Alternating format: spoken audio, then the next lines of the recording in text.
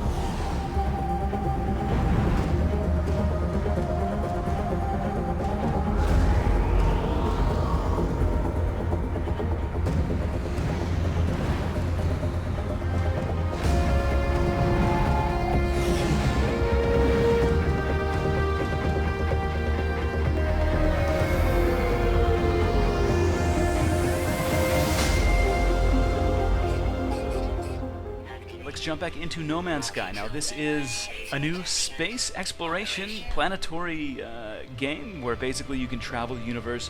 There's essentially infinite worlds and almost infinite creatures. Every time you go to a different planet, the planet's going to be different from what you've seen before. Everything is randomized. They have a pretty cool algorithm in the game. So we're going to kind of jump in and do a little bit of a playthrough today at least. Essentially what happens when you first start in No Man's Sky, you land on a random planet.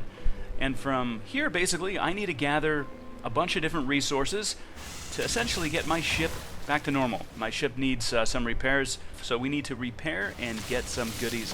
Depending on the planet, some planets offer an abundance of resources, and some planets don't. Some planets are barren, and they don't have anything. Anyways, we are going to fast forward just a little bit and skip ahead, get off this planet, venture forward. Something like that.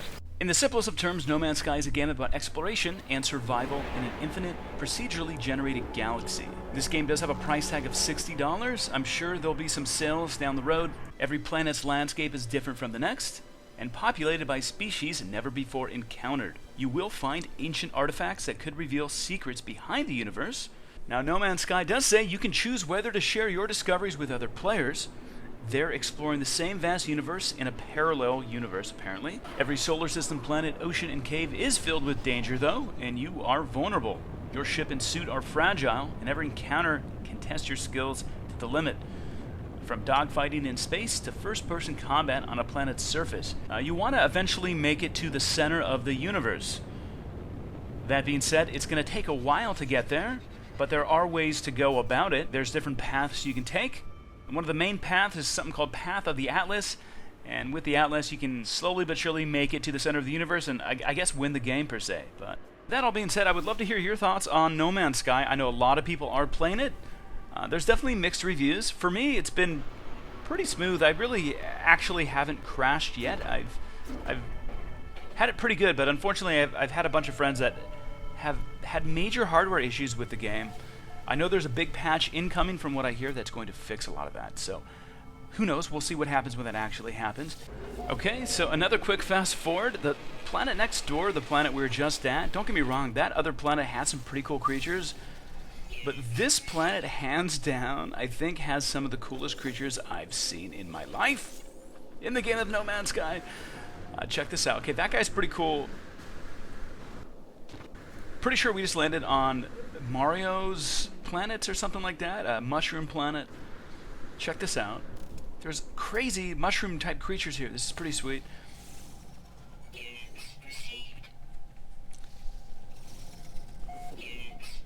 The question is, if I jump on their head, do I get a power-up? I don't know. We should try it. It's pretty amazing. I'm going to have to name him as well. I'm going to have to rename this creature. This other creature, too, he's like grass on his head or something like that. He's like a potted plant or something like that. It's pretty cool.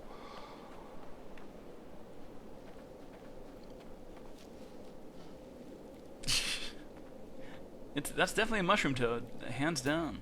He's definitely a vegetarian. He's eating some of the flora here. Very cool. Yeah, this planet has the coolest creatures I've seen so far.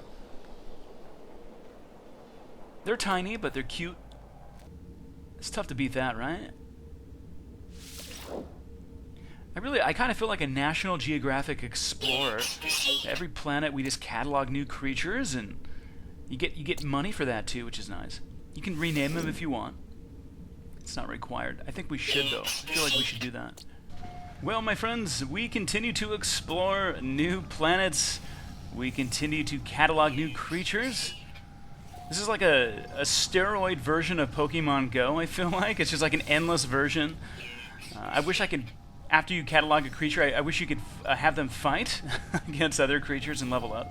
Maybe even tame creatures. Maybe even use a creature as a mount or something. That would be pretty amazing. Maybe I'm just a dreamer. That being said, I would love your thoughts and feedback on No Man's Sky. What do you guys think of No Man's Sky? Are you playing it? Are you going to wait for a sale? Is it really not your thing? Really interested in your thoughts, guys. I'm having fun, although I do wish this was an MMO to a degree. But that being said, still having a lot of fun playing. And also, I think Dual Universe down the road could technically be the MMO version of No Man's Sky. So we'll see what happens with that. As always, I really appreciate your time, guys. My name's RipperX. Thank you so much for watching. We do have more information here at MMORPG.com. All right, thanks for tuning in. See you next week, guys. Peace.